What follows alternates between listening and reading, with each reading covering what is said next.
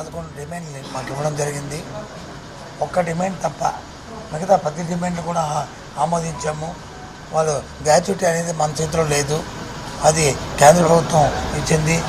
కోర్టుకు వెళ్ళారు ఇవ్వాలని అంటే ఆ కోర్టుకి ఒకవేళ కానీ కోర్టుకు వెళ్ళి గుజరాత్ రాష్ట్రం ఇచ్చిందంటే మా కోర్టుకు వెళ్తే దాన్ని కంటెంప్ట్ చేయండి, దానికి కావాల్సిన మాకు అభ్యంతరం లేదు. ప్రభుత్వం మీద కూడా ఇస్తే మనం ఇవ్వచ్చు, లేకపోతే ఎందుకంటే ఇది స్కీమ్, ఇది కేంద్ర ప్రభుత్వం ఆమోదించిన తప్ప రాష్ట్ర ప్రభుత్వం ఇవ్వడానికి అవకాశం లేదు.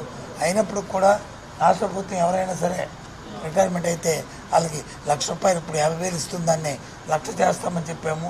అలాగే వర్కర్కి వచ్చి 20,000 ఇస్తుందాన్ని 40,000 చేస్తామని చెప్పాము.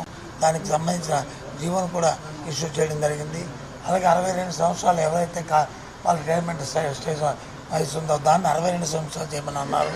అది కూడా చేస్తామని దానికి కూడా ఆర్డర్ చేయడం జరిగింది. అలాగే 45 సంవత్సరాలకి ప్రమోషన్ ఇస్తున్నాము మంది, దాన్ని 50 సంవత్సరాలు పెంచమన్నారు. అది కూడా పెంచుతామని చెప్పాము, అది కూడా పెంచాము.